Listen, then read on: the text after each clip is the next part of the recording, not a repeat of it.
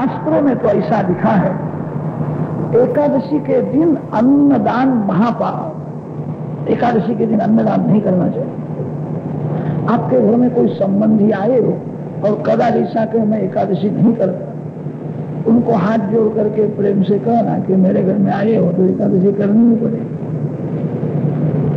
कदाच उसको बुरा लगे तो फिर से आवेगा नहीं, दूसरा क्या करेगा वो।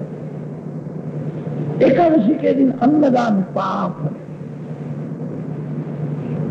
व्यभिचार, चोरी, ब्रह्म हत्या, सर्व प्रकार का पाप एकादशी के दिन अन्न में आकर के शास्त्रों में लिखा है। एकादशी का व्रत 3 दिवस का है। दशमी के दिवस में एक ही बार भोजन करे, सादा भोजन। कितने लोग ऐसे हुए हैं दशमी के रात्रि में अजीर्ण हुए, उतना खा लेते हैं। एकादशी दशमी के दिन एक बार भोजन, सादा और हविष्यान्न का भोजन। एकादशी निर्जल करना तो बड़ा कठिन है। दूध पिए, एकादशी व्रत छोड़ना नहीं। कितने लोग ऐसे होते हैं चातुर्मास में एकादशी करते हैं, फिर उनकी दानत बिगड़ जाती। 12 मास की एकादशी। जिसको एकादशी का व्रत करना नहीं है वो भागवत की कथा सुनने के लिए जा लेने, कथा में सुनने के बाद भी न करे तो उसको बहुत मार पड़ेगा।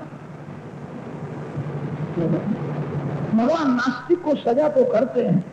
नास्तिक भगवान को कहता है मैं कभी कथा में जाता नहीं था, मैं कभी मंदिर में जाता नहीं था, मैं जानता ही नहीं था। नास्तिक को सजा होती है, कम होती है। जो कथा में सुनता है तो भी एकादशी न करे उसको बहुत मार पड़ता है। 12 मास का एकादशी का व्रत करो, आपका कल्याण। आरोग्य दृष्टि से भी एकादशी का व्रत आवश्यक है।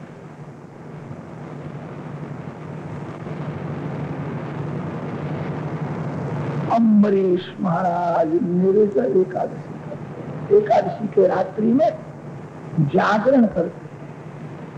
रात भर जागरण करना बड़ा कठिन है। रात्रि में ज्यादा नहीं तो घंटा 2 घंटा हरे कृष्ण महामंत्र का जप करो, जागरण करो, आपके पाप का नाश होगा। दक्षिण भारत में पंढरपुर है। पंढरपुर में श्री विठलनाथ जी महाराज एकादशी के रात्रि में जागते हैं। भगवान का शयन नहीं होता।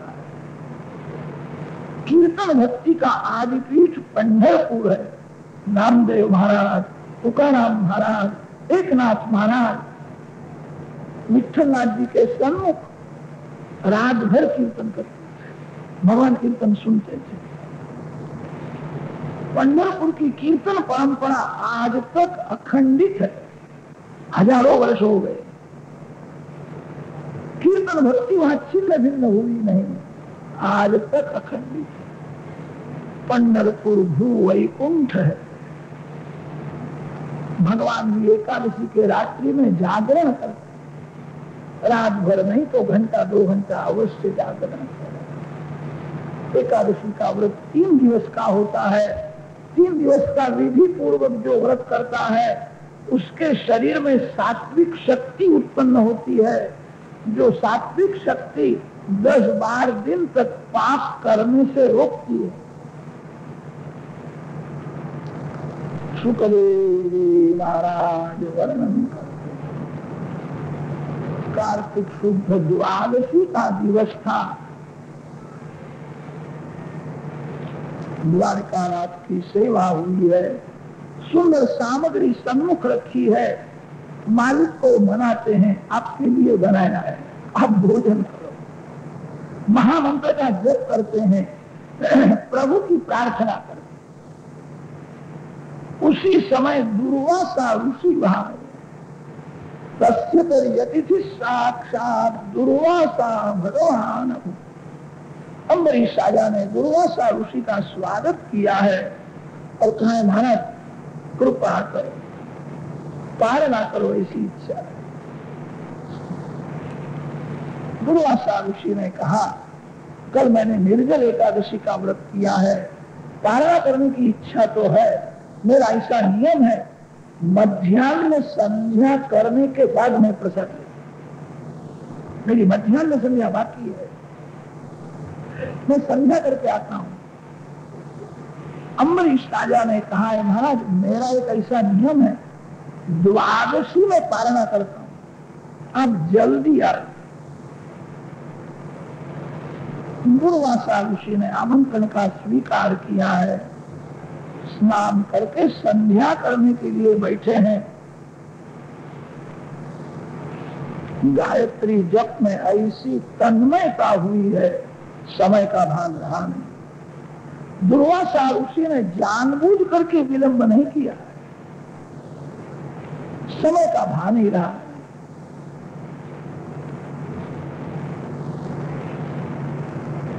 सुखदेव महाराज वर्णन करते, अब द्वादशी परिपूर्ण होती है। अम्बरीश राजा का नियम है द्वादशी में पारणा करना। एक ब्राह्मण ने कहा, भगवान को जल अर्पण करो। कल निर्जल एकादशी का व्रत किया है, निर्जल व्रत की समाप्ति जल से हो, जल से पारणा। अम्बरीश राजा ने कुछ खाया नहीं है, केवल जल से पारणा की, शांति से बैठे। दुर्वासा ऋषि के मस्तक ऊपर सूर्य नारायण आए, बहुत विलंब हुआ। मेरे को राजा ने कहा था जल्दी आना, मेरे को समय का भान रहा नहीं। संध्यादिक नित्य कर्म परिपूर्ण किया है।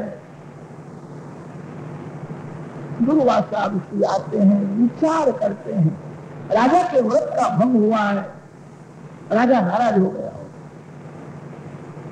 दुर्वासा ऋषि आए हैं, अम्बरीश महाराज प्रसन्न, स्वागत कर। ये हंसता है, इसने पारणा की है सर। दुर्वासा ऋषि ने अनुमान किया है, व्रत का भंग नहीं किया, इसने पारणा की है। महाराज का अनुमान भी सच्चा है, पारणा तो की है पानी से ही। दुर्वासा ऋषि ने ऐसा मान लिया, इसने भोजन किया।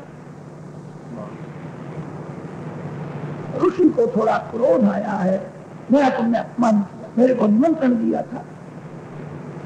राक्षसी कृत्या उत्पन्न की है, अम्बरीश को मारने के लिए जाती है। सुदर्शन चक्र चारे बाजू से अम्बरीश का रक्षण करता है।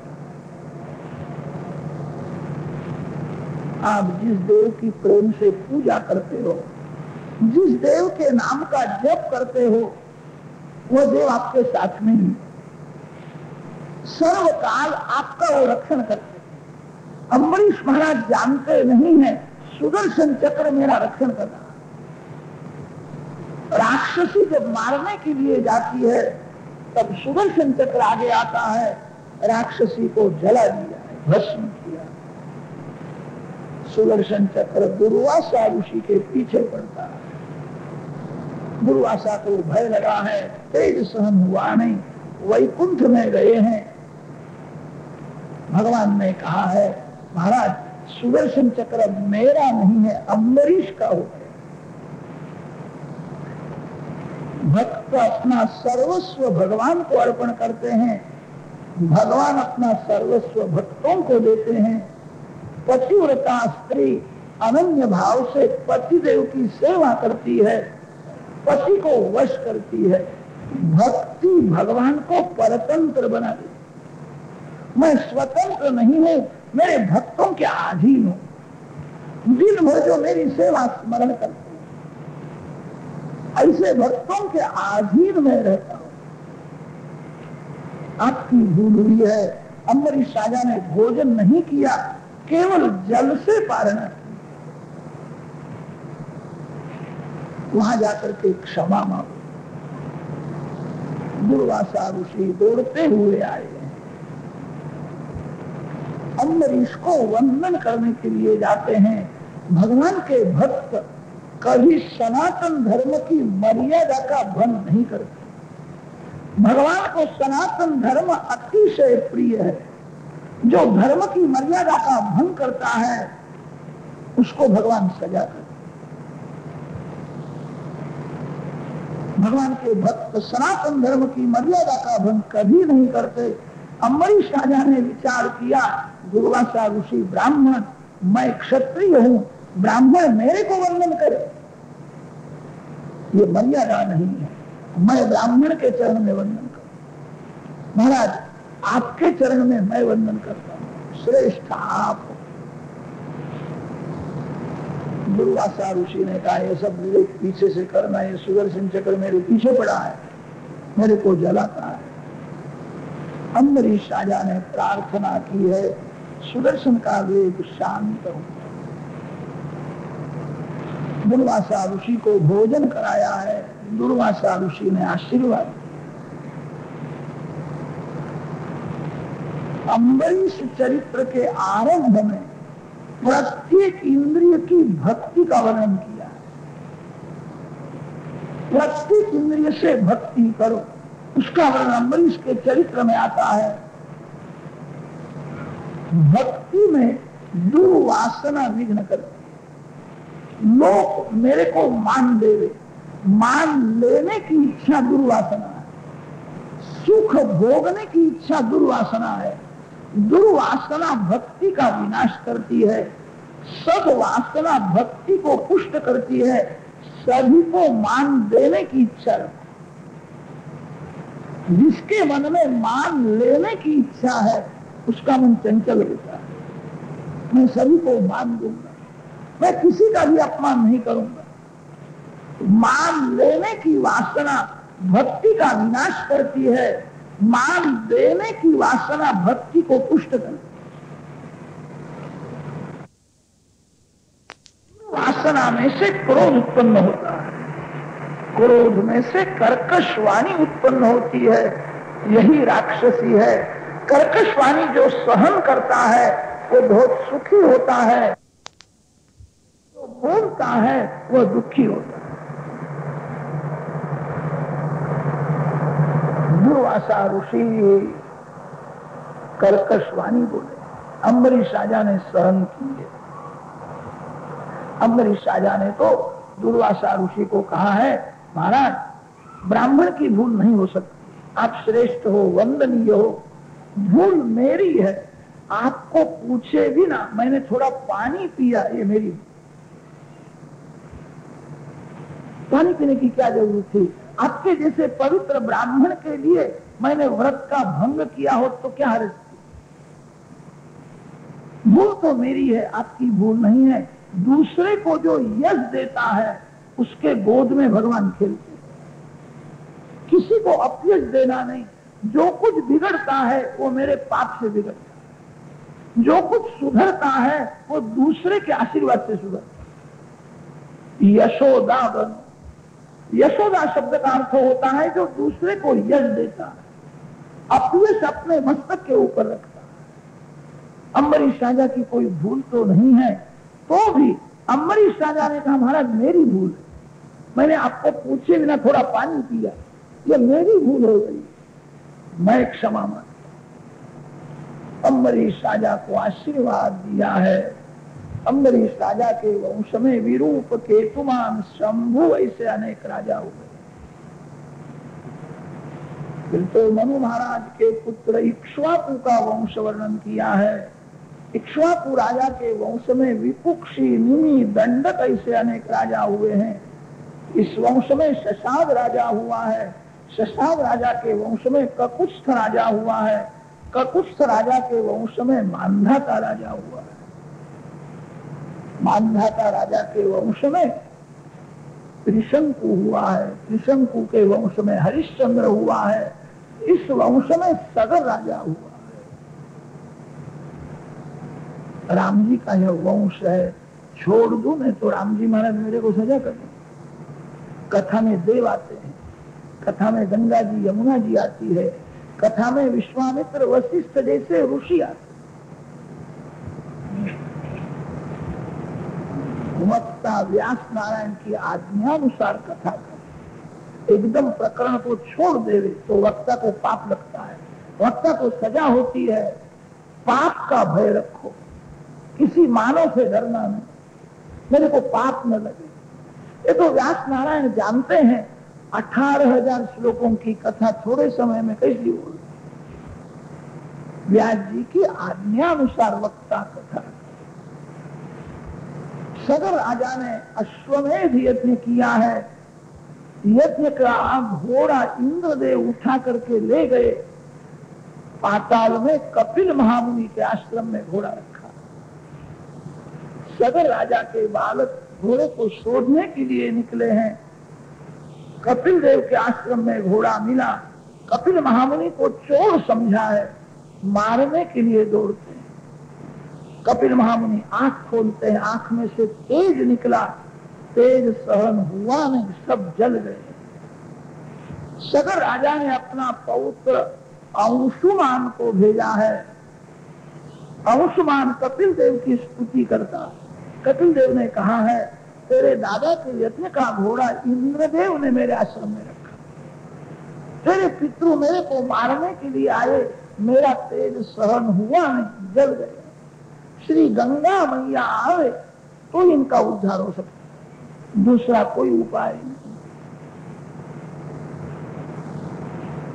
अंशुमान घोड़ा लेकर के घर में गया है, यज्ञ परिपूर्ण किया है। गंगा जी का दर्शन हुए। गंगा जी के लिए अंशुमान ने बहुत तपस्या की। श्री गंगा माँ का दर्शन हुआ नहीं। अंशुमान का पुत्र दिलीप हुआ है।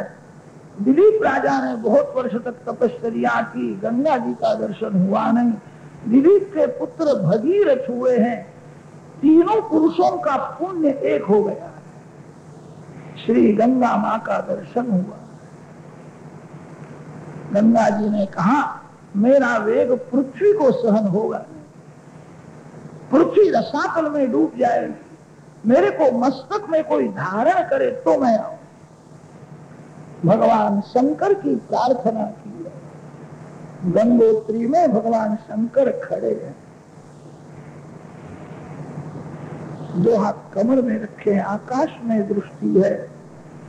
आकाश मार्ग से श्री गंगा माँ शिव जी की जटा में आई है। वो दिवस था वैशाख मास, शुक्ल पक्ष और सप्तमी तिथि। गंगा अवतरण वैशाख शुद्ध सप्तमी के दिन हुआ। वैशाख शुद्ध सप्तमी के दिन गंगा जी शिव जी की जटा में आई है। जटा में से बाहर निकलने का मार्ग ही मिलता नहीं। भगीरथ राजा ने प्रार्थना की है।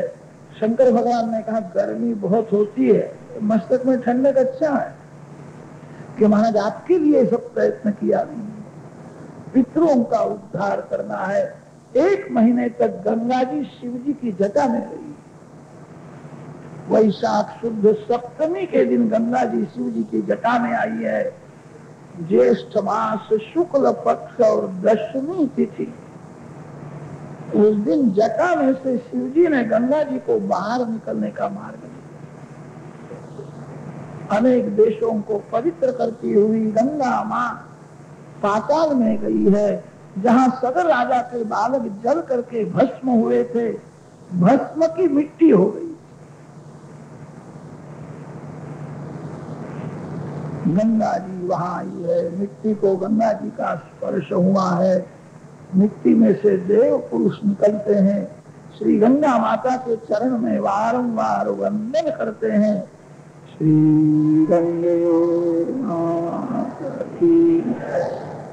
गंगा मैया का जय जयकार करने लगे।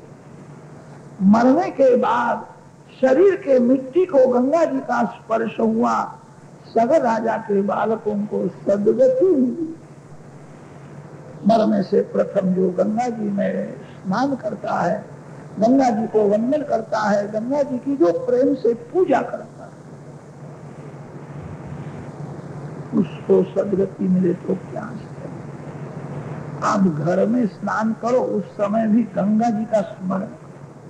गंगा गंगा महामंत्र है। जो बहुत प्रेम से गंगा गंगा बोलता है, गंगा माँ कृपा करके घर में लिया। स्नान के समय में गंगा जी का स्मरण करो, गंगा जी को वंदन करो, आपको गंगा स्नान करने का फल मिले। भगीरथ महाराज गंगा जी को ले आए। गंगा जी का नाम हुआ है भागीरथी गंगा। भगीरथ महाराज का वंश बढ़ा है।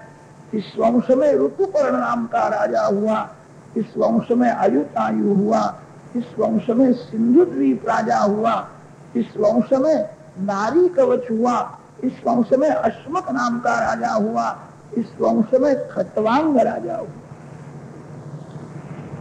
खट्वांगा दीर्घबाहुश्च रघुस्तस्मात् पृथुश्रवाः अजस्ततो महाराजस्तस्मात् दशरथो भवत्।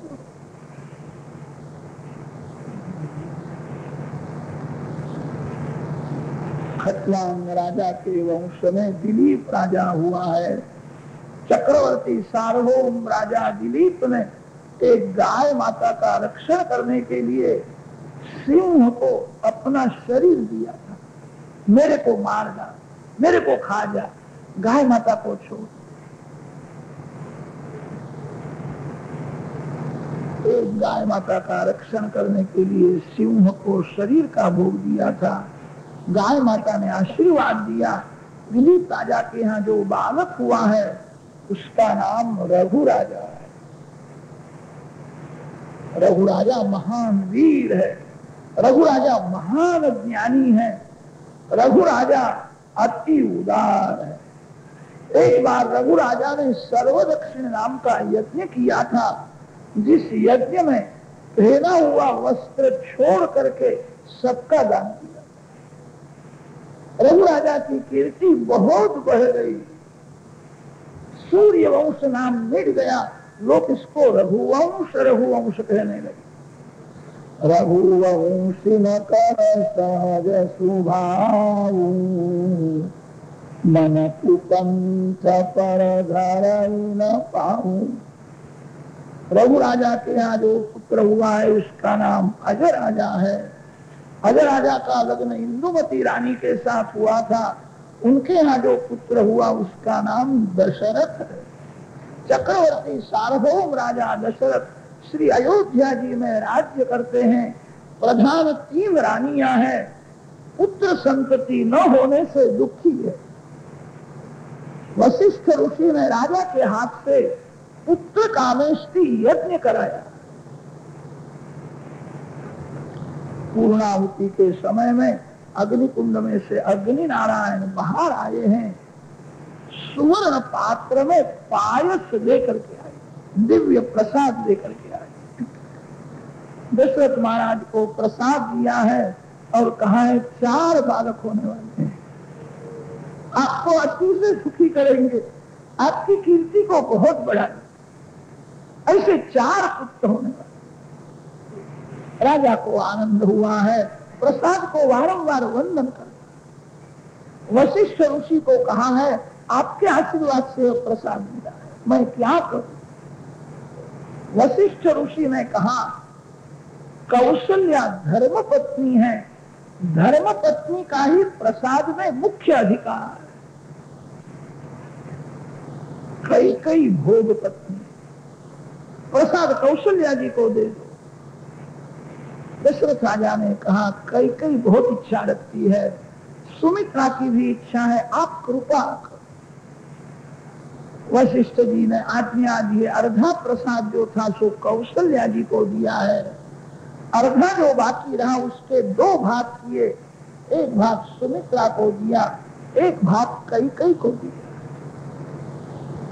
अभिमान के बिना कोई पाप होता ही नहीं। सभी पाप के मूल में अभिमान होता है। कई में सौंदर्य का अभिमान था, मैं बड़ी सुंदर, राजा मेरे अधीन है। कई को पीछे से प्रसाद दिया, वो बुरा लगा है। हाथ में प्रसाद लेकर के कई क्रोध करती है। दशरथ महाराज का तिरस्कार किया, बाजार में से मेरे को ले आए हो, मेरा तुमने अपमान किया, ये प्रसाद मेरे को लेना ही नहीं। जो स्त्री क्रोध में पतिदेव का तिरस्कार करती है उसके पुण्य का नाश हो जाता है। में प्रसाद लेकर के कैकेयी ने दशरथ महाराज का तिरस्कार किया, पीछे से प्रसाद दिया। कैकेयी को बड़ा बुरा लगा, मेरे को प्रसाद लेना ही नहीं। उसी समय एक पक्षी वहां आया है, तो पक्षी कैकेयी के हाथ का प्रसाद उठा करके ले जाता है। अंजन पर्वत में श्री अंजनी माता पंचाक्षर शिव मंत्र का जप करती है, भगवान शंकर के जैसा पुत्र हो। शिव जी की प्रेरणा से पक्षी ने कैकेयी का प्रसाद उठा लिया। हाथ में प्रसाद लेकर के कैकेयी ने क्रोध किया, प्रसाद उठा करके वो पक्षी अंजनी माता के हाथ में रख दिया। अंजनी माता की आंख बंद है। अंजनी माता ने तो ऐसा ही मान लिया, भगवान शंकर ने ही मेरे को प्रसाद दिया। प्रसाद भक्षण करने से पेट में गड़बड़ा। 9 मास परिपूर्ण हुए हैं।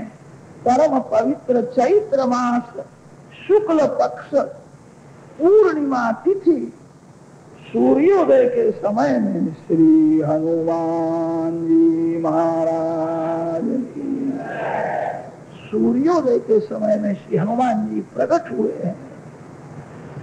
जन्म से ही बहुत बलवान है।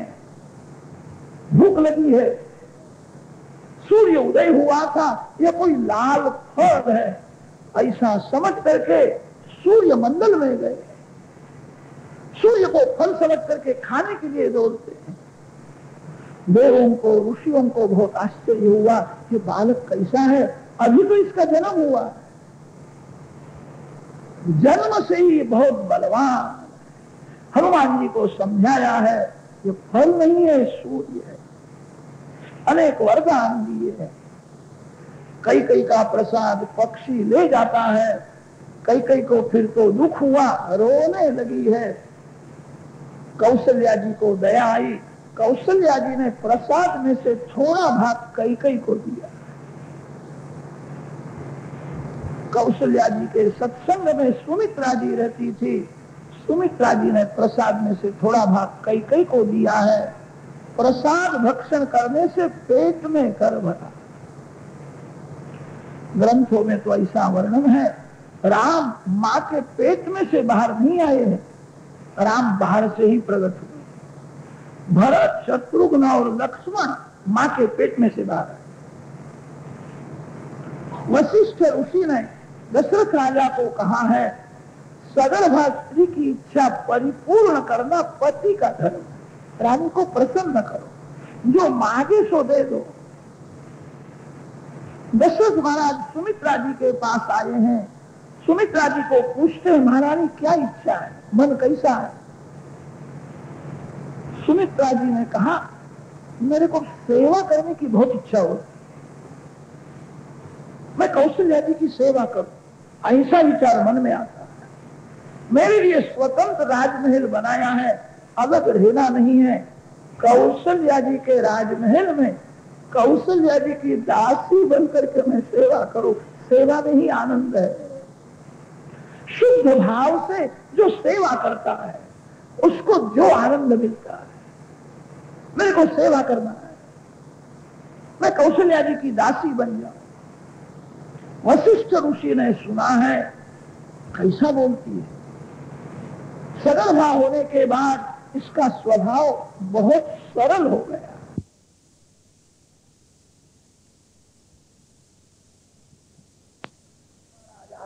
कौशल्या जी को खबर भी नहीं, महारानी महारानी क्या इच्छा, कौन सुनता है? कौशल्या जी ने सुना। दासी सावधान करती है, महाराज आए। दशरथ राजा ने कहा है, वशिष्ठ ऋषि की आज्ञा से मैं आया हूं, क्या इच्छा? कौशल्या जी ने कहा, मैं अति आनंद में, आनंद में राम का हृदय में दर्शन करती हूँ। मेरे को बोलने की इच्छा नहीं होती, किसी के सामने देखने की भी इच्छा नहीं है। कीर्त्वा मोहार्णवम हत्वा काम क्रोधादि राक्षसान् शांति सीता समायुक्तः आत्मा रामो विराजते। आनंद में श्री राम मेरे हृदय में है, मैं अति आनंद में हूँ। जीव के सुख भोगने की इच्छा हुई तभी से जीव दुखी हुआ। सुख भोगने की इच्छा ही दुख है। सुख भोगने की इच्छा हुई कि शक्ति का नाश होता है, सुख भोगने की इच्छा हुई कि मन चंचल होता है, कोई सुख भोगने की इच्छा हुई कि पाप का आरंभ होता है। सुख भोगने की इच्छा ही महान दुख है। मैं अति आनंद में हूं, आनंद में श्री राम मेरे हृदय में है। अब किसी को देखने की इच्छा नहीं, बोलने की इच्छा नहीं। वशिष्ठ ऋषि ने सुना है, ये तो वेदांत के सिद्धांत बोलती है। भविष्य बहुत सुंदर लगता है, परमानंद हुआ है, नवमास परिपूर्ण हुए हैं। अब प्रभु का प्रागट्य होने वाला है। अयोध्या जी में श्री राम प्रकट हुए हैं। अयोध्या शब्द वेदों में आया है, देवानाम पूर अयोध्या, वेदों में वर्णन आता है। अयोध्या शब्द का अर्थ वहां किया है जहां युद्ध नहीं होता उसी को अयोध्या कहते। योध्या न भवती इति अयोध्या, जहां युद्ध नहीं है वहां राम आते। अपने घर को अयोध्या बनाओ। घर में कभी झगड़ा करना नहीं, घर में प्रेम से रहो। जहां झगड़ा है वहां भगवान विराजते नहीं। जीवन थोड़ा है, झगड़ा काहे को करते। योध्या न भवती इति अयोध्या, जो सरयू जी के किनारे रहता है वो कभी झगड़ा नहीं करता। सरयू जी भक्ति महारानी का स्वरूप है, जो भक्ति के किनारे रहता है। मेरे जीवन का लक्ष्य भगवान है, कभी झगड़ा नहीं करता। जो भक्ति का किनारा छोड़ता है वो झगड़ा करता। भक्ति का किनारा कभी छोड़ना नहीं। बहुत से लोग ऐसे होते हैं, कथा हो तब तक तो भक्ति करते हैं, जहां कथा की समाप्ति हो गई तो भक्ति की भी समाप्ति कर देते हैं। भक्ति की कभी समाप्ति मत करो, भक्ति के किनारे, भक्ति का किनारा कभी छोड़ना नहीं। श्री सरयू महारानी भक्ति का स्वरूप, जो भक्ति के किनारे रहता है वो कभी झगड़ा नहीं करता। उसका घर, उसका शरीर अयोध्या बन जाता है। अध्यात्म रामायण में एक दिव्य स्वरूप समझाए हैं। दशरथ बनो, पंच ज्ञानेन्द्रिय, पंच कर्मेंद्रिय, इंद्रिय रूपी घोड़े को जो काबू में रखता है। आप मालिक हो, इंद्रिय नौकर है। जो मालिक नौकर के अधीन रहता है वो मालिक दुखी हो जाता है। नौकर मालिक के अधीन रहे। आपको जहां जाना है वहां आपका नौकर आए। आपको भगवान के चरण में जाना है, आपकी आंख भगवान में। आपको जहां जाना है वहां आप मत जाओ। नौकर को अक्ल कम होती है, इसलिए तो नौकर है। इंद्रिय नौकर है, आत्मा मालिक है। दशरथ महाराज जितेंद्रिय है, तपस्वी है, महान भगवत भक्त है, वो भगवान के पिता होने वाले हैं। कैसी तपस्या की है। नवमास परिपूर्ण हुए हैं। परम पवित्र चैत्र मास शुक्ल पक्ष अष्टमी तिथि है। रात्रि में दशरथ महाराज सोए हुए। अष्टमी की उत्तर रात्रि है, रामनवमी का प्रातः काल है। दशरथ महाराज ने एक सुंदर स्वप्न देखा। दशरथ महाराज ने स्वप्न में देखा, मेरे आंगन में बड़े बड़े साधु संत महात्मा आए हैं, बड़े बड़े ऋषि आए हैं, सभी को मैं साष्टांग वंदन करता हूं। सभी संत मेरे को आशीर्वाद देते, उठो उठो, अब भाग्य का उदय होने वाला है, अब भगवान आए। ऐसे राजा ने स्वप्न में ऐसा देखा है, मैं सरयू जी में मैं स्नान कर रहा हूं। दशरथ महाराज के घर में लक्ष्मी नारायण की सेवा है।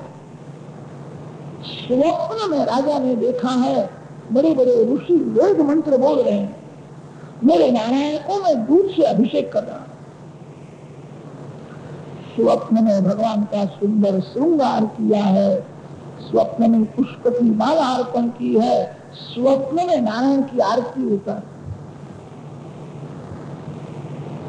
आज भगवान बहुत प्रसन्न है। आरती के समय में दर्शन में ऐसा आनंद होता है, अभी बोलिंग जैसा लगता है, ऐसा आनंद कभी आया नहीं। दशरथ महाराज स्वप्न में नारायण की आरती उतार। दशरथ राजा ने देखा है ठाकुर जी के श्रीअंग में से तेज निकलता है, वह तेज कौशल्या जी के पेट में जाता है। राजा ने स्वप्न में देखा है परमात्मा कौशल्या जी के पेट में प्रवेश करते। ऐसा सुंदर स्वप्न देख करके दशरथ महाराज जाए। स्वप्न में भगवान की सेवा करो, स्वप्न में भगवान की आरती करो, समझना भाग्योदय होने वाला। ब्राह्म मुहूर्त में वशिष्ठ ऋषि ध्यान करने के लिए बैठे थे। दशरथ महाराज वशिष्ठ ऋषि के आश्रम में गए हैं, गुरुदेव को साष्टांग प्रणाम किया, तो कहा ध्यान में मैं विघ्न करने के लिए आया, क्षमा मांग, आपके आशीर्वाद से ऐसा स्वप्न मैंने देखा। आप एक मंत्र बोलते थे, मैं भगवान को दूध से अभिषेक करता, मैंने श्रृंगार किया, आरती करता था, तो मेरे को ऐसा दर्शन हुआ भगवान ने कौशल्या जी के पेट में प्रवेश किया। वशिष्ठ ऋषि ने सुना है, राजा को धन्यवाद दिया है, अति अति भाग्यशाली को ऐसे स्वप्न दिया। तुम्हारा जो स्वप्न बहुत अच्छा है, केवल इससे अच्छा क्या हो सकता है?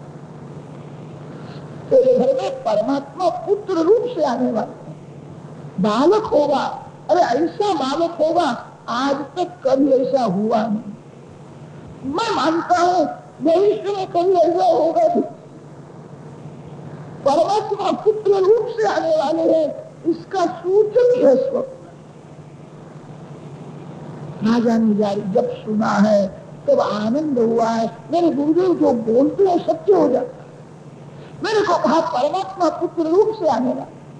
राजा ने हाथ जोड़ करके पूछा है, प्रभु कब पधारे?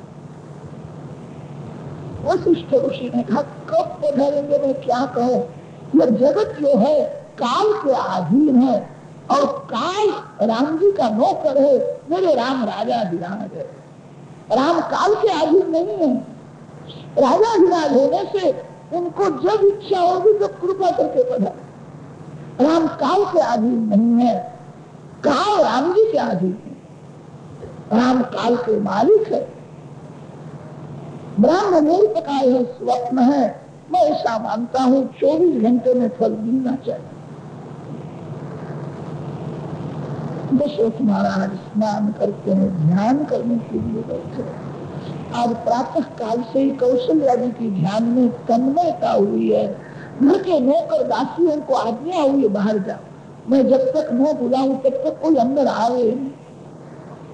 एकांत में कौशल्या जी ध्यान में तन्मय हुई है। रामनवमी का प्रातः काल परिपूर्ण हुआ है। ये दिन राम जन्म श्रुति गावै, तीरथ सकल कहाँ चली आवै। श्री अयोध्या जी में शरीर के किनारे संतों की बहुत भीड़ हो गई। विरक्त साधु, भजनानंदी संत, सन्यासी, महात्मा सभी गंगा को वंदन करके स्नान करते। सीताराम सीताराम सीताराम सीताराम कीर्तन में तन्मय हुए हैं। अनेक वैष्णव जब दर्शन के लिए अति आतुर हो जाते हैं तभी अवतार होता है। कब प्रागट्य होगा, कब दर्शन होगा? दर्शन की अति से आतुरता होगी। भगवान शंकर कैलाश धाम छोड़ करके श्री अयोध्या जी में आए।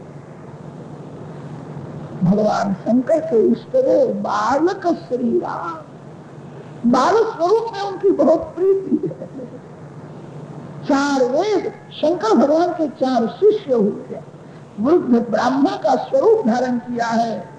श्री राम श्री राम श्री राम श्री राम श्री राम। राम नाम का जप करते हुए अयोध्या जी की गलियों में घूम, राम दर्शन करना है।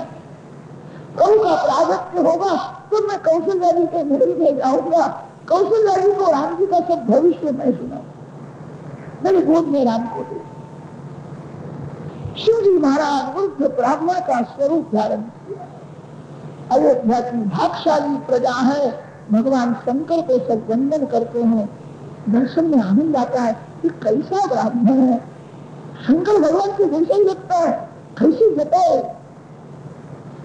सभी वंदन करते हैं। विवेक से पूछते महाराज कहाँ से आए, महाराज का नाम क्या है? मेरा नाम सदाशिव जोशी है। ज्योतिष शास्त्र में निष्ठा, प्रभु के प्रागट्य का समय हुआ। परम पवित्र चैत्र मास शुक्ल पक्ष परिपूर्ण नवमी तिथि है। पुनर्वसु नक्षत्र का सुयोग है। साधु संतों के मन अति प्रसन्न है। आज परमात्मा प्रत्यक्ष प्रकट होने वाले हैं। देवों को बहुत उतावल हो गई, आकाश में दुंदुभी बजाते हैं, जय जयकार। परम पवित्र चैत्र मास शुक्ल पक्ष नवमी तिथि पुनर्वसु नक्षत्र का सुयोग, मध्याह्न काल में माता कौशल्या जी के सन्मुख चतुर्भुज रूप से सिंहावर रामचंद्र विप्रधेनु सुर संतहित लीन मनुज अवतार निरमिच्छा निरमित तन्नु माया गुण गोपार सियावर रामचंद्र पवन प्रगट कृपाला दीन दयाला कौशल्या। कौशल्या माता को दर्शन हुआ है, मेरे लिए प्रकट हुए। कैसा सुंदर स्वरूप। कौशल्या माँ ने कहा है कि आपका चतुर्भुज स्वरूप अति सुंदर है। लोगों को शंका होगी, इतना बड़ा और 4 हाथ वाला बालक कैसा हुआ? की जय शिशु लीला अति प्रिय शीला, मेरे लिए बालक हो जाओ, मैं स्तनपान कराऊं, मेरे को माँ माँ कहो, मेरे पीछे पीछे चलो, मधुर बाल लीला करो। माता जी को स्वरूप का भान कराया। चतुर्भुज स्वरूप अंतर्धान हुआ। 2 हाथ वाले बालक श्री राम लला का प्रागट्य होता है। कौशल्या माँ बालक राम को गोद में लेकर एक एक अंग को प्रेम से निहारती है। चरण कमल, कर कमल, मुख कमल, नेत्र कमल, दिव्य सुगंध। राम की आंख अति सुंदर है। मेरे राम को किसी की नजर न लगे। मार्कंडायु होवे नारायण नारायण नारायण कीर्तन करती हुई प्रभु को भगाती। एक दासी को खबर पड़ी है अंदर बालक का जन्म हो गया। दासी दौड़ती हुई अंदर आई। अंदर जहाँ प्रवेश करती है उसको ऐसा लगता है आनंद समुद्र में मैं डूब गई। आज परमानंद प्रकट हुआ है। रोम रोम में से आनंद निकलता है। दासी राम दर्शन में ऐसी तन्मय हो गई, चित्र के जैसी खड़ी, दृष्टि राम जी में स्थिर। कौशल्या माँ ने देखा है दासी आई है। कौशल्या माँ के गले में एक सुंदर चंद्रहार था, माँ ने उतारा है, दासी को देती है। दासी को राम दर्शन में ऐसा आनंद हुआ है, हार लेने की इच्छा ही होती थी। कौशल्या जी बहुत आग्रह करती है, प्रेम से देती, आज लेना चाहिए। दासी ने हाथ जोड़ करके कहा है भैया ये हार तो आपके गले में शोभता है, आज मेरा मांगने का हक है, मैं जो मांगू जो देना पड़े। कौशल्या जी ने कहा तू मांग, क्यों मांगेगी सुखरे? दासी ने कहा माँ फिर आप ना तो नहीं बोलोगे? कहना ना माँ मैं हार देने के लिए नहीं आई, मैं राम को दो एक बालक राम मेरे गोद में थे। कौशल्या जी ने दासी को अपने पास में बैठाया है, उसके गोद में बालक राम अर्पण कर। हजारों वर्षों से यह जीव ईश्वर से अलग हुआ है। जीव को श्री राम वियोग हुआ है। राम वियोग ही महान रोग है। अब दासी का ब्रह्म संबंध होता है, प्यार किया, जीव ईश्वर का मिलन हुआ है। अति आनंद में समाधि लगी है। इस दासी दौड़ती हुई दशरथ महाराज के पास गई है। दशरथ राजा को कहा है बधाई बधाई, लाला भयो बालक का जन्म हो। दशरथ महाराज पूछते हैं बालक कैसा? दासी ने कहा है महाराज कैसा है कोई वर्णन नहीं कर सकता। ऐसा हुआ नहीं, ऐसा होने वाला भी नहीं। आंख को दर्शन तो होता है, आंख को बोलने की शक्ति कहाँ है? जीभ बोलती है, जीभ अंधी है, जीभ को दिखता नहीं है। राम कैसे है वेद भी बराबर वर्णन नहीं कर सकते। दासी क्या करे? महाराज घर में ठाकुर जी विराजमान है, नारायण के जैसी उसकी आंख है, नारायण के जैसा ही रंग। आप स्नान करके पधारो, मैं आपके गोद में बालक राम। दशरथ महाराज सरयू जी के किनारे गए हैं, सरयू गंगा को वंदन करके स्नान किया है। मृत स्थान पुत्र जन्म निमित्त स्नान करने का सुयोग आया। दशरथ महाराज को श्रृंगार, आज तक दशरथ महाराज श्रृंगार बहुत नहीं करते, उनका जीवन बहुत सादा था, अति सरल हो गए। आंगन में कोई साधु आए, कोई ब्राह्मण आए, कोई गरीब आए, उसको आसन में बैठा दे, दूसरे को श्रृंगारना उनका स्वभाव। उनका जीवन बहुत सादा था, दूसरे को वस्त्र आभूषण देते थे। कभी कभी तो घर के नौकरों को भी श्रृंगारते। घर के नौकर दशरथ महाराज को आशीर्वाद देते थे। नौकर के आशीर्वाद की बहुत जरूरत है। जिसको सबके आशीर्वाद मिलते हैं उसी के यहाँ सर्वेश्वर। नौकरों ने कहा है महाराज महाराज अब बड़ा बड़ा उत्सव करना, आपको श्रृंगार करना ही पड़ेगा। राजा को श्रृंगार, वशिष्ठादिक ऋषि आए हैं, गणपति महाराज की पूजा कराई। इन यहाँ वाचन हुआ है, नांदी श्राद्ध में पितरों की पूजा की है। दशरथ राजा ने ब्राह्मणों को गरीबों को बहुत दान दिया। सभी हृदय से आशीर्वाद देते हैं, जय जयकार हो रहा है। सोने का कटोरा है, कटोरे में मध रखा है। वशिष्ठ ऋषि वेद मंत्र बोलते हैं, मध को अभिमंत्रित करते हैं। अग्निरायुष्मान स वनस्पति विनायुष्मान तेन त्वायुषायुष्मन्तं करोमि। सोम आयुष्मान स औषधि विरायुष्मान तेन त्वायुषायुष्मन्तं करोमि। समुद्र आयुष्मान स स्रवन्ति विरायुष्मान। ऋग्वेद यजुर्वेद के मंत्र बोलते हैं, बालक का आयु बढ़े, तेज बढ़े। मध को अभिमंत्रित किया है। वशिष्ठ ऋषि राजा के हाथ में कटोरा देते, राजा को समझाया है अंदर जाना है, बालक के जीभ में मध देना। गुरुदेव की आज्ञा हुई है। दशरथ महाराज अंदर जाते हैं। आज कौशल्या जी के महल में बहुत भीड़ हो। जो अंदर जाता है राम दर्शन के आनंद में ऐसा तन्मय हो जाता है, उसको बाहर निकलने की इच्छा ही होती है। जो अंदर गया वो फल जाता है, ऐसा आनंद हुआ। रोज का ऐसा नियम था। दशरथ महाराज कौशल्या जी के महल में आते हैं तो घर की दासियां घूंघट निकालती, कोने में खड़ी रहती। आज कोई घूंघट निकालती है, किसी को शर्म रही नहीं। राम दर्शन में देह को भूल गई। श्री राम दर्शन करने के लिए देव ऋषि आए। श्री लोग बोलते हटो हटो। दशरथ महाराज ने कहा हटो हटो बोलना नहीं। ये सब लोग प्रेम से दर्शन करते हैं, मेरे राम को आशीर्वाद देने के लिए। हटो हटो बोलो तो किसी को बुरा लगे, किसी का अपमान न हो। मेरे राम को आशीर्वाद देने के लिए मैं बाहर खड़ा रहूंगा।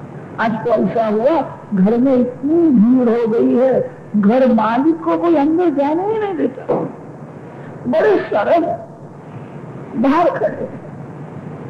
मेरे राम को आशीर्वाद देने के लिए आए, देव ऋषि आए।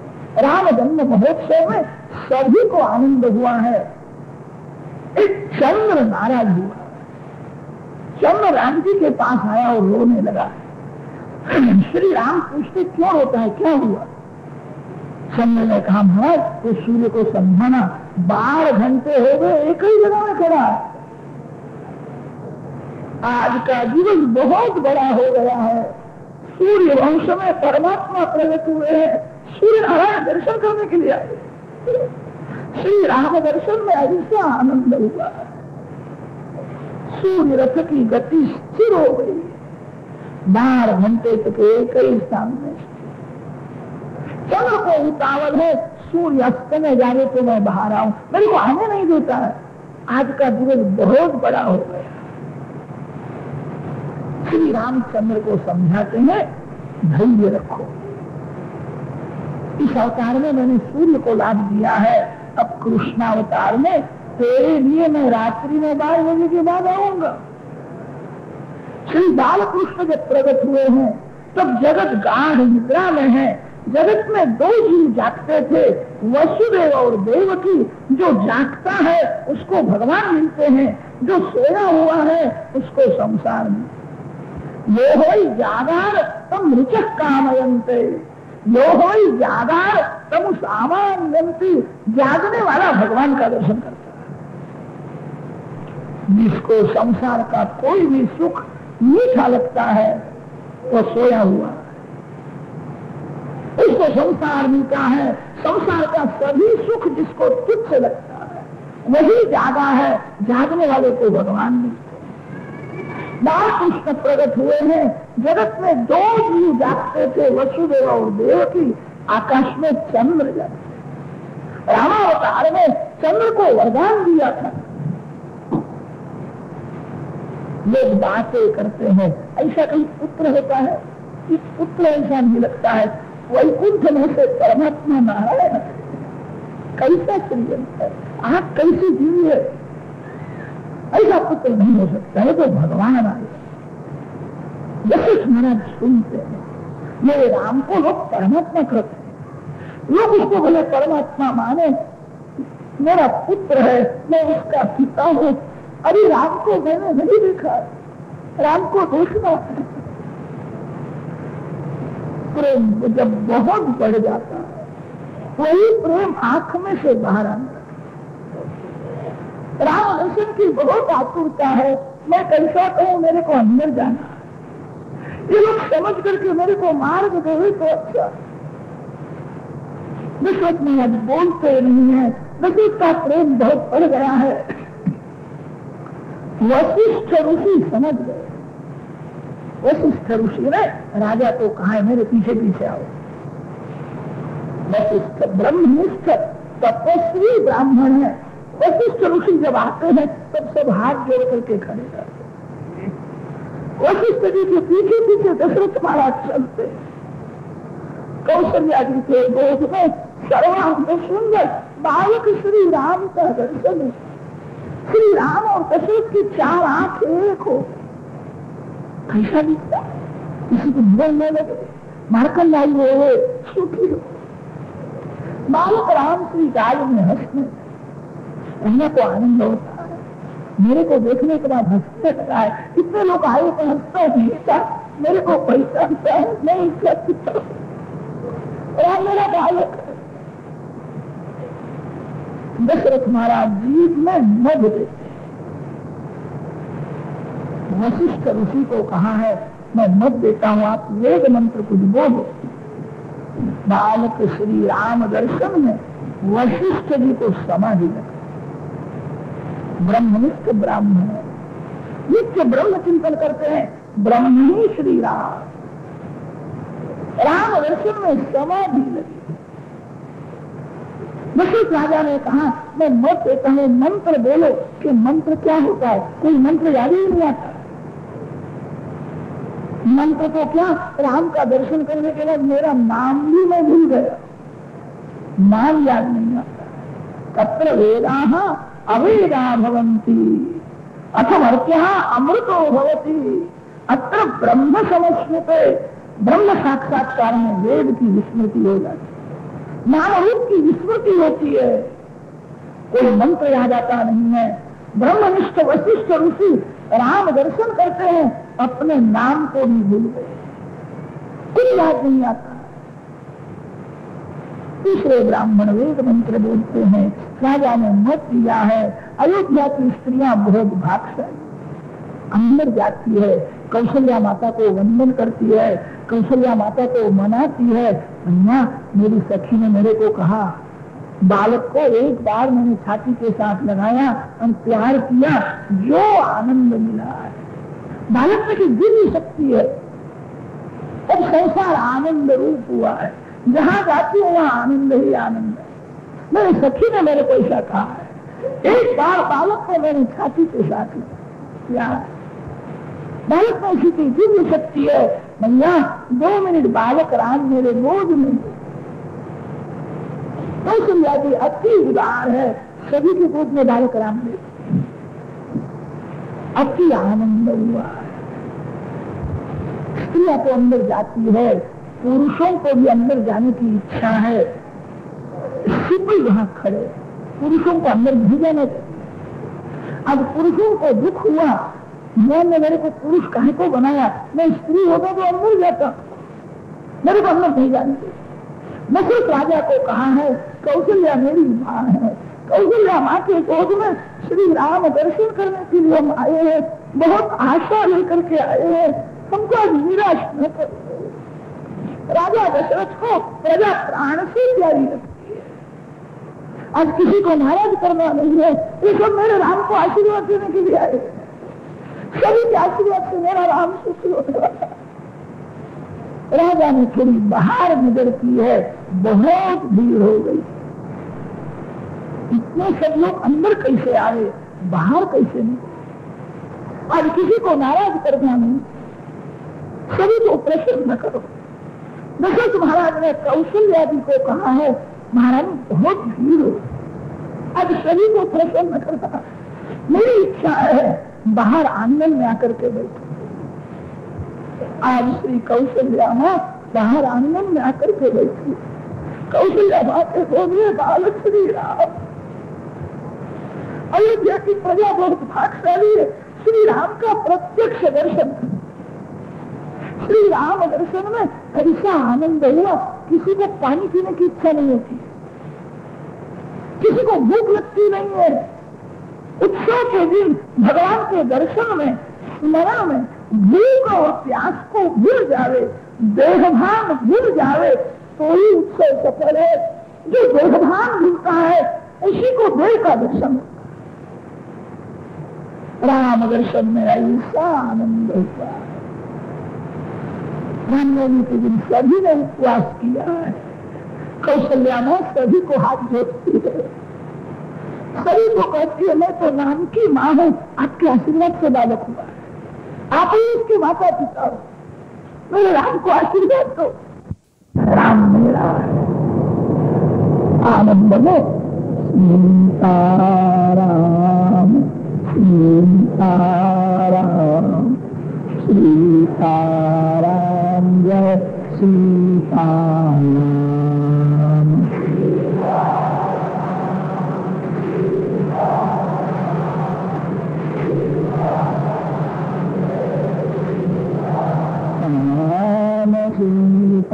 सीताराम सीताराम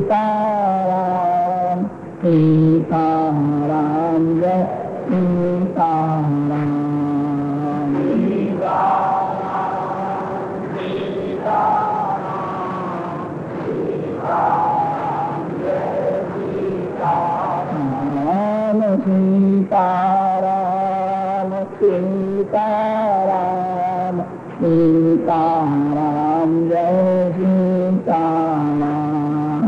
सीताराम सीताराम सीताराम जय सीताराम।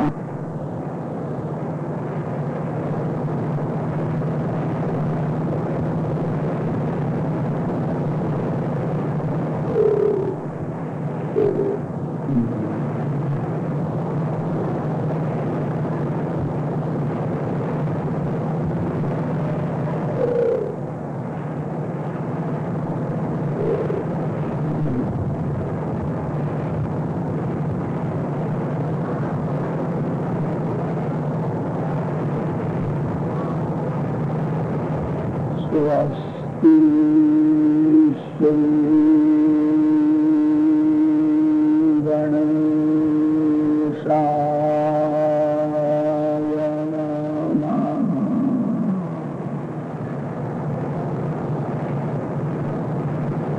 श्री सरस्वत्यै नमः।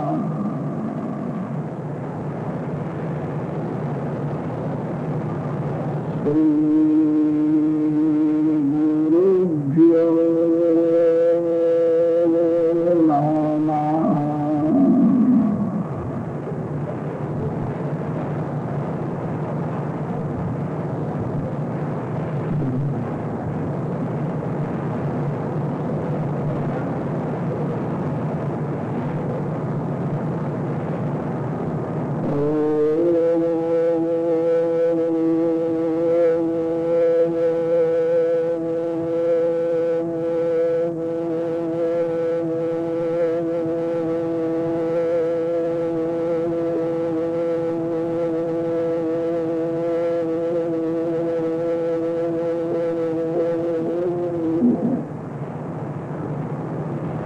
नमो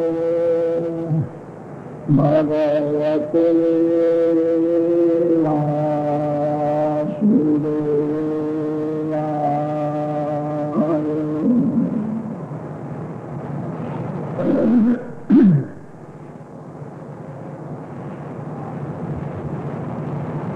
श्री शुक उवाच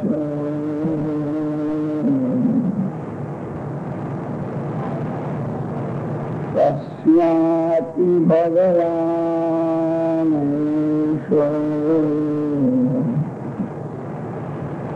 साक्षाद् ब्रह्ममयो हरिः।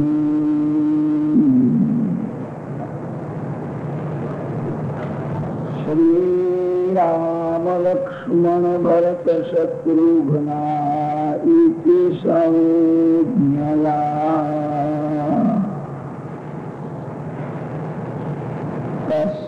तस्यानुचरितं राजन्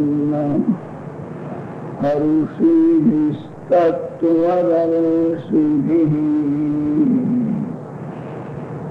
श्रुतं निवर्णितं भूरि त्वया सीतापतेरनुः।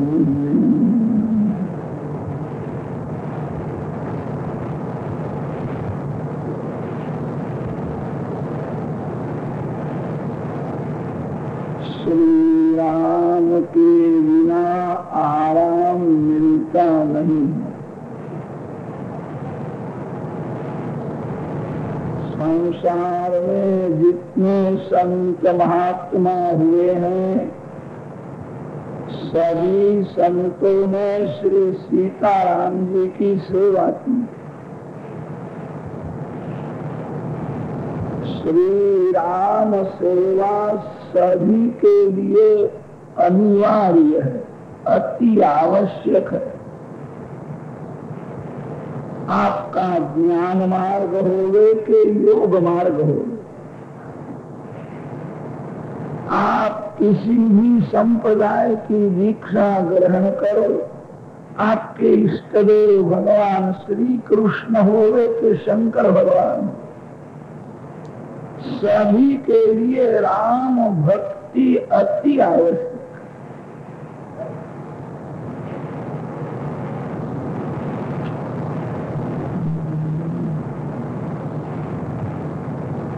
श्री राम मर्यादा पुरुषोत्तम है। रामचंद्र जी को पुष्प की माला अर्पण करो, भोग लगाओ, आरती करो, ये रामचंद्र जी की साधारण सेवा है। जगत में जो कुछ है उसके मालिक श्री सीताराम जी। राम जी की उत्तम सेवा यह है, राम की मर्यादा का पालन करो।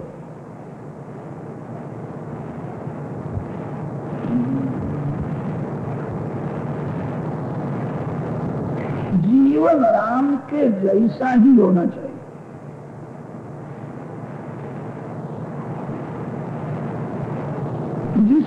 जिसका जीवन राम के जैसा है उसी का ज्ञान सफल है, उसी की भक्ति सफल है। रामचरित्र की विशेषता यही है, सभी के लिए रामचरित्र अति उपयोगी अनुकरणीय है। श्री कृष्ण भगवान की भक्ति करने वाला उसका जीवन राम के जैसा ही होना चाहिए। शंकर भगवान की जो भक्ति करता है उसका जीवन राम के जैसा ही होना चाहिए। शिवजी महाराज श्मशान में विराजते हैं, गले में मुंड माला धारण करते हैं, विष का पान करते हैं। शिवजी महाराज जो करे वैसा कोई कर सकता नहीं। वर्तन तो राम के जैसा ही होना चाहिए।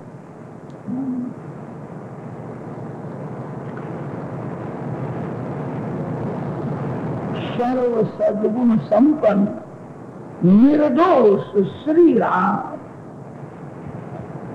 वाल्मीकि रामायण का आरंभ यहीं से हुआ है।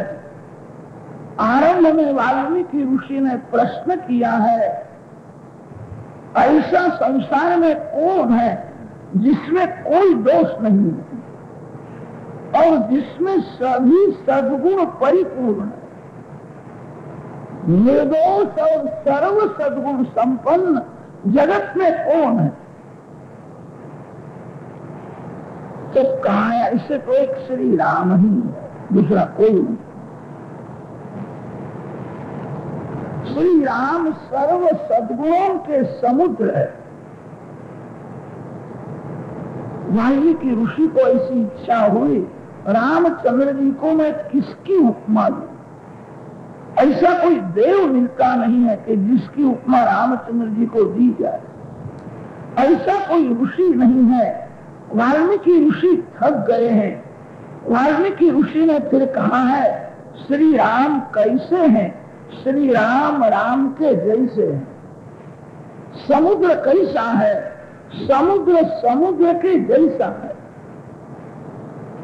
समुद्र को आप किसकी उपमा दोगे?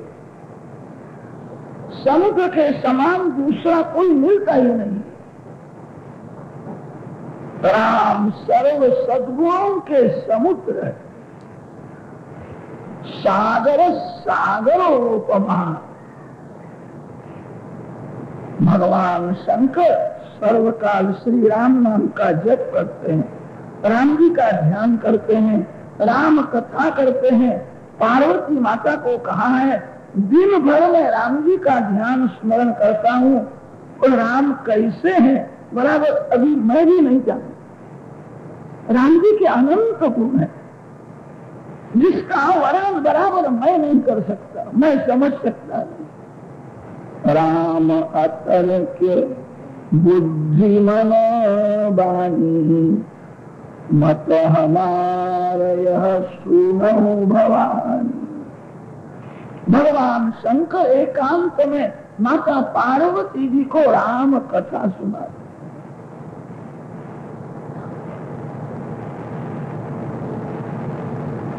राम जी का वर्णन कौन कर सकता है?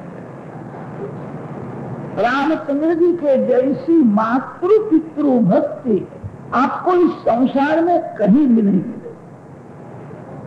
रामचंद्र जी के जैसा बंधु प्रेम कहीं नहीं मिलेगा। राम जी का संयम, राम जी का सदाचार, राम जी की सरलता, राम जी का धैर्य, श्री रामचंद्र जी का औदार्य, भगवान श्री राम का गांधीर्य, रामचंद्र जी का एक पत्नी व्रत, ये सभी सद्गुण एक ठिकाने नहीं मिलते। राम जी में सभी सद्गुण परिपूर्ण दिखते। इसी से सिद्ध होता है राम देव नहीं है, राम सर्वदेवों के देव परमात्मा है।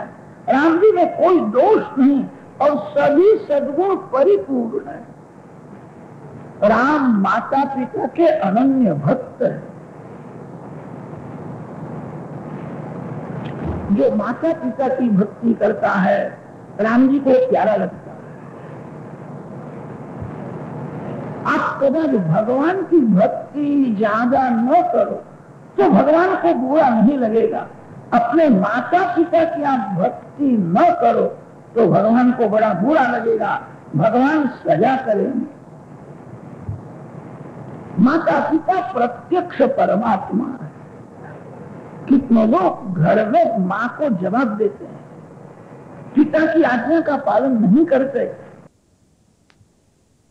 प्रत्यक्ष दर्शन नहीं होता, फिर भगवान का प्रत्यक्ष दर्शन नहीं होता। उस भगवान में विश्वास रखना और भगवान की भक्ति करना बड़ा कठिन है। माता पिता का प्रत्यक्ष दर्शन, माता पिता में विश्वास रखो। आपके जीवन में एक दिवस ऐसा आवेगा, आपकी जो माँ कहेगी वो आपको अच्छा नहीं लगेगा। जवानी में सभी की बुद्धि बिगड़ती है। मानव ऐसा समझता है मैं सयाना हूं, मैं सब कुछ जानता हूं, मेरे को कहने की क्या जरूरत है। यौवन काल में सभी की बुद्धि बिगड़ती। माता पिता के अधीन रहो, माता पिता में विश्वास रखो।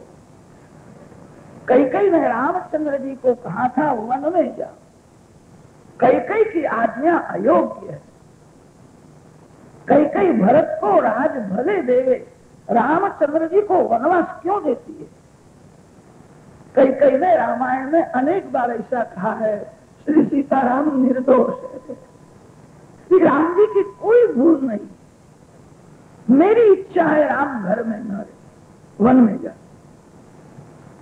निर्दोष राम को कैकेयी वनवास देती। श्री रामचंद्र जी ने कैकेयी को पूछा नहीं है कि मेरे को वनवास क्यों देती हो, मेरी माँ जो कहे वही मेरे को करना। राम अपने को स्वतंत्र नहीं मानते, माता पिता के अधीन में। माँ के अधीन रहो, पिताजी के अधीन रहो। आजकल बहुत से लोग पत्नी के अधीन रहते हैं, स्त्री के अधीन हो जाते हैं, माता पिता के अधीन नहीं रहते। माता पिता को जवाब दो।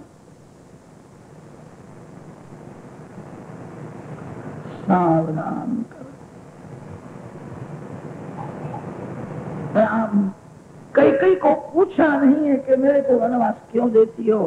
कैकेयी ने वनवास दिया तो भी सीताराम कैकेयी को वंदन कर, वंदन करके राम वन में जाते। जिसको माता पिता के आशीर्वाद मिलते हैं उसको सभी आशीर्वाद मिलते। भगवान को कौन प्यारा लगता है? भगवान किस जीव के ऊपर कृपा करते हैं? जो बहुत यात्रा करता है उसके ऊपर भगवान कृपा करते हैं, जो बहुत अन्नदान करता है उसके ऊपर कृपा करते हैं, जो यज्ञ करता है उसके ऊपर कृपा करते हैं। यह सब पैसा का खेल है। जिसके हाथ में पैसा है वो दान करता है, यज्ञ करता है, यात्रा करता है, अच्छा है। भगवान को वही जीव प्यारा लगता है जिसको अपने माता पिता प्राण से प्रिय है। वृद्धावस्था में माता पिता की सेवा महान पुण्य है। बड़े बड़े यज्ञ करने से जो पुण्य नहीं मिलता वही वृद्धावस्था में जो माता पिता की सेवा करता है। जो माता पिता की सेवा करता है उसको सभी देव ऋषि आशीर्वाद देते हैं, उसके ऊपर भगवान कृपा करते हैं। कदाच आप भगवान की भक्ति ज्यादा न करो तो हर्ज नहीं है, माता पिता की भक्ति करो। रामायण में वर्णन आता है, अयोध्या का राज छोड़ करके माता पिता की आज्ञा लेकर के राम वन में जाते हैं। प्रथम दिवस था, श्रृंगवेरपुर का राज राम जी को मिला। जो माता पिता की आज्ञा लेकर के वन में जाता है, प्रथम दिवस है, श्रृंगवेरपुर के राजा गुहक ने सुना श्री सीताराम जी पधारे, तो दौड़ता हुआ गया, श्री सीताराम जी के चरण में साष्टांग वंदन। उसने कहा मेरा राज आपके चरण में अर्पण। प्रथम दिवस है, राम अयोध्या छोड़ करके वन में जाते हैं। अनेक देश के राज राम जी को मिले, किष्किंधा का राज मिला, लंका का राज मिला, राम जी ने एक पैसा भी नहीं दिया है। राम जी की लोकप्रियता कैसी है, राम जब वन में जाते हैं अयोध्या की प्रजा राम जी के पीछे पीछे जाती है। अयोध्या में रहने की किसी को इच्छा नहीं है, जहां राम वहीं अयोध्या है। जगत में ऐसा दृष्टांत नहीं मिलता है, जो गादी में बैठता है, जो राजा होता है, उसके पीछे लोग पड़ते हैं। राम अयोध्या का राज छोड़ करके वन में जाते हैं, तब सभी अयोध्या की प्रजा उनके पीछे पीछे जाती है। किसी को घर की जरूरत नहीं है, किसी को संपत्ति की जरूरत नहीं है, सबको राम चाहिए। जहां राम वहीं अयोध्या। कोई अयोध्या में रहने के लिए तैयार नहीं है। रामचंद्र जी के जैसी लोकप्रियता कहीं नहीं, रामचंद्र जी के जैसी माता पिता की भक्ति कहीं भी नहीं। माता पिता में विश्वास रखो, माता पिता की भक्ति करो। एक भाई को पूछा था, तुम हमको वंदन करते हो, तेरी माँ को वंदन करते हो, पिता को प्रणाम करते हो? उसने हमको ऐसा जवाब दिया कि महाराज पहला मैं वंदन करता था, तो कॉलेज में जाने लगा और बीए पास हो गया, तभी से माँ को प्रणाम करना छोड़ दिया। माँ कुछ समझती नहीं, कुछ पढ़ी लिखी नहीं, मैं बड़ा सयाना हूं, मैं बीए पास हुआ हूं। ऐसा शिक्षण क्या काम का कि माता पिता की सेवा करने में संकोच हो। इससे तो मूर्ख रहना अच्छा है। बहुत पढ़े लिखे परदेश में घूमने वाले साहेब लोगों को माता पिता की सेवा करने में शर्म आती।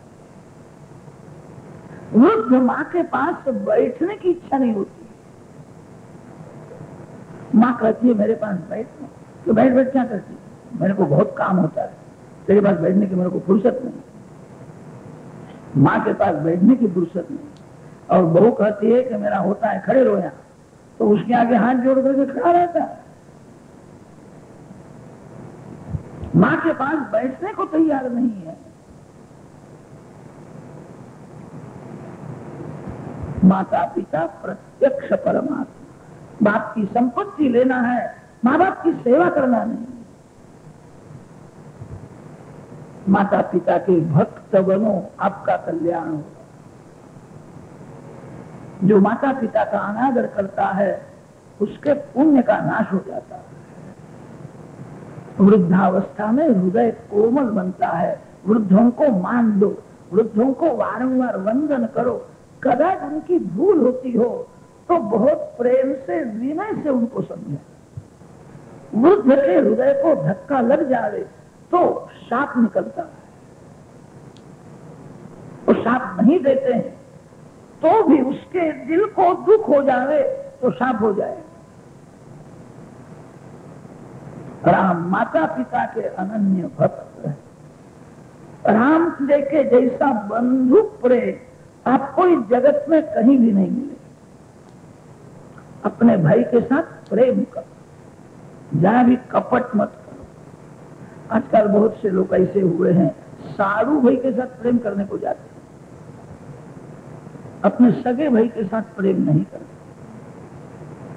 परेषु मैत्री स्वजनेषु वैरम पश्यन्तु लोका कलिकौतुकान्। राम जी के जैसा बंधु प्रेम आपको कहीं मिलेगा नहीं। राम वन में जाते हैं, लक्ष्मण घर में नहीं रह सकते। ऐसा प्रेम है। खेल में भी कभी प्रभु ने लक्ष्मण को नाराज नहीं किया है। मेरे भाई की हार वो मेरी हार है, मेरे भाई की जीत वही मेरी जीत राम लक्ष्मण के साथ, भरत के साथ ऐसा खेलते थे कि राम जी की हार हो जाती थी, भरत जी की जीत होती थी। कौशल्या माँ को कहते हैं, मैया मेरा लक्ष्मण छोटा है, बड़ा होशियार है, मैया मेरी हार हो गई और लक्ष्मण की जीत हो गई। मेरे भाई की जीत या मेरी जीत? कभी खेल में भी अपने भाई को नाराज नहीं किया। राम वन में जाते हैं, लक्ष्मण राम जी के पीछे पीछे वन में जावे तो क्या आश्चर्य है। राम जी का प्रेम ही ऐसा था। राज में लक्ष्मण का भाग है। लक्ष्मण जी की धर्मपत्नी घर में है, माता पिता घर में है। मेरे बड़े भैया वन में जावे, मैं घर में हूं, ये नहीं हो। रामायण में कथा आती है, राम रावण का युद्ध हुआ है, लक्ष्मण जी महान वीर है, रावण को घायल किया, रावण घबराया, कहा आज लक्ष्मण आवेश में आ गया, मेरे को मार डाले।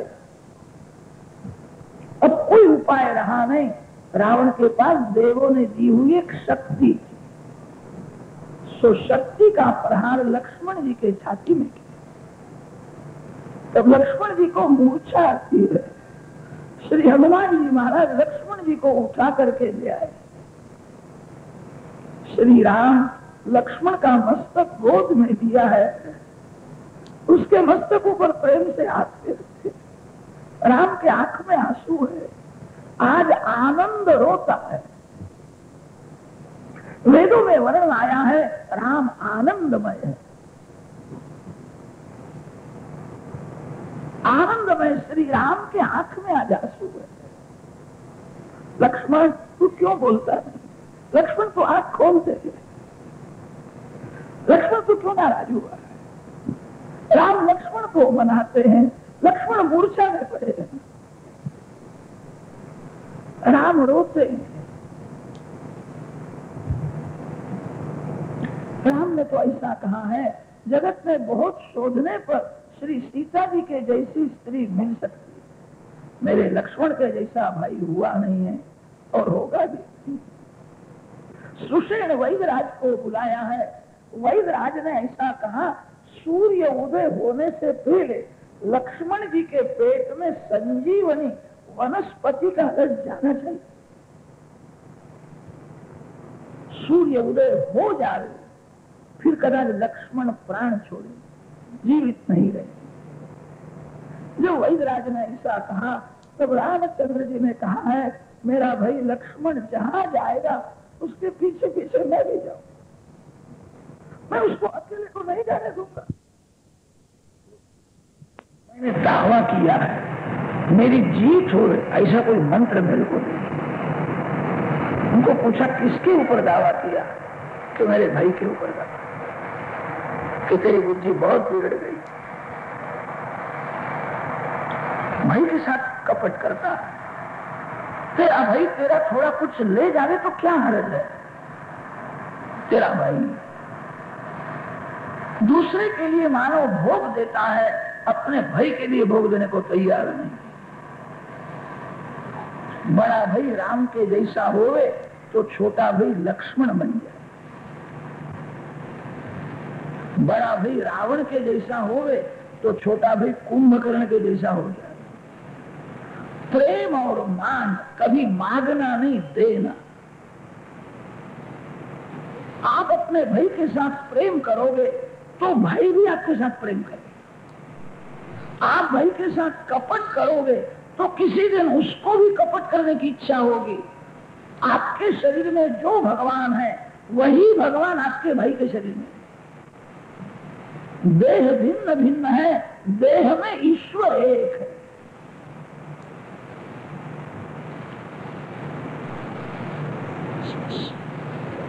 पाप और पारा बाहर आता है, पाप को कोई छिपा नहीं सकता है।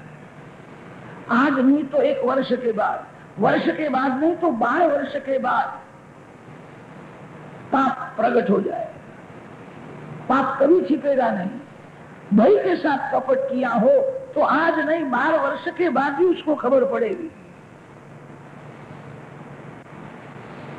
जो भाई को धोखा देता है जो भय के साथ कपट करता है वो भगवान की भक्ति करता है। जो भय के साथ कपट करता है भगवान को भी भय लगता है किसी दिन मेरे साथ भी कपट करेगा। घर में रह करके भक्ति करनी है, घर के सभी जीवों के साथ प्रेम कर। घर के सभी जीव ईश्वर के स्वरूप है। मेरा भाई भगवान है, मेरी बहन भगवान है। आपके आंगन में कोई भिखारी आवे, भिखारी में भी भगवान का दर्शन करो। कितने लोग ऐसे होते हैं घर में जो बहुत बिगड़ गया है, वास आती है, ऐसी बिगड़ी हुई वस्तु भिखारी को बुला करके दे जाए। अरे भिखारी में भगवान है। भिखारी भीख मांगने के लिए नहीं आया है, वह तो आपको उपदेश करने के लिए आया है। पूर्व जन्म में मैंने किसी को कुछ दिया नहीं, इसीलिए मैं भिखारी हुआ हूँ। आप न दो तो याद रखना दूसरे जन्म में मेरे जैसे ही आप होने वाले। भिक्षुकाः नैव भिक्षन्ति बोधयन्ति गृहे गृहे दीयताम दीयताम लोकाः अदातु फलमीदृशम्।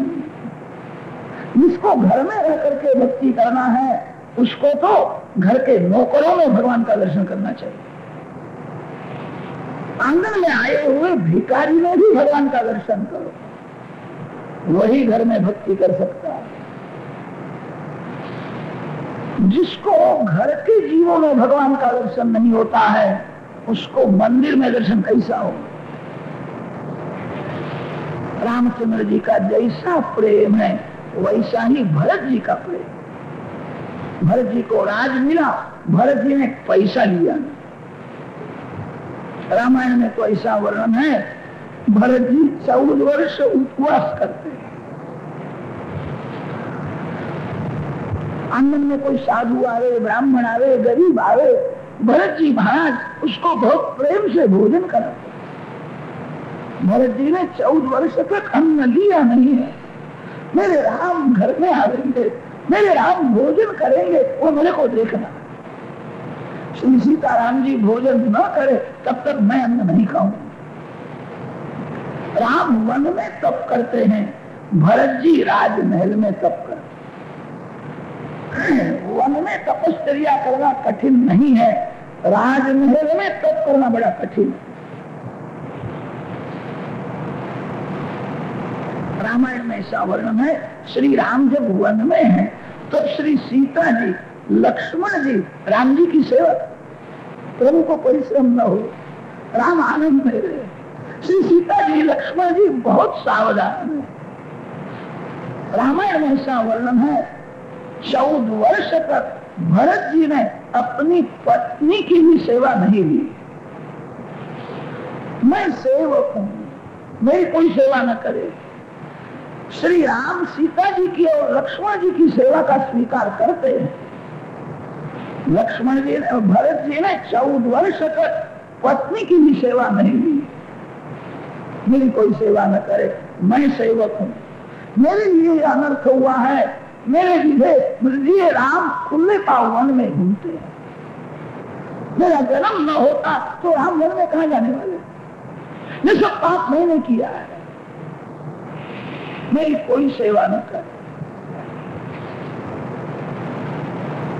रामायण में वर्णन आता है, वनवास में लक्ष्मण जी जंगल में से झाड़ के कोमल पान ले आते और कोमल पान की शैया बनाते हैं सीता जी के लिए, राम जी के लिए। पान की शैया में श्री सीताराम शयन करते। भरत जी पृथ्वी के ऊपर सोते थे। भरत जी का ऐसा नियम था, सायंकाल के समय में रामचरण पादुका का फूल से श्रृंगार करते थे। 14 वर्ष राज किया है तो रामचरण पादुका की आज्ञा लेकर के किया। कोई काम करना होता है पादुका जी की आज्ञा मांगते थे, उनको राम जी की आज्ञा होती थी। आप भी कोई भी काम करो तो अपने इष्ट देव की आज्ञा लो। वैष्णव वह है, भक्त वह है जो भगवान के अधीन रहता है। भगवान की आज्ञा बिना एक पांव रखता नहीं। भरत जी का ऐसा नियम है, सायंकाल में पादुका जी का फूल से श्रृंगार करते हैं। पादुका जी में आंख स्थिर करो, सीताराम सीताराम सीताराम सीताराम सीताराम सीताराम सीताराम। जब कभी कभी राम वियोग में भरत जी के प्राण व्याकुल होते, राम का दर्शन नहीं होता, राम वियोग सहन होता नहीं है। कहीं तुमने क्या किया, मेरे राम को वनवास दिया, कहीं कार्य। राम वियोग में भरत रोने लगते। राम दर्शन की तीव्र इच्छा है, राम दर्शन नहीं होता, तो भरत जी के प्राण व्याकुल होते हैं, रोने लगते हैं। ऐसे समय में पादुका जी में से श्री सीताराम जी बाहर आते हैं, भरत को समझाते हैं, भरत मैं वन में गया नहीं हूँ, मैं तो घर में हूँ। भक्ति में ऐसी शक्ति है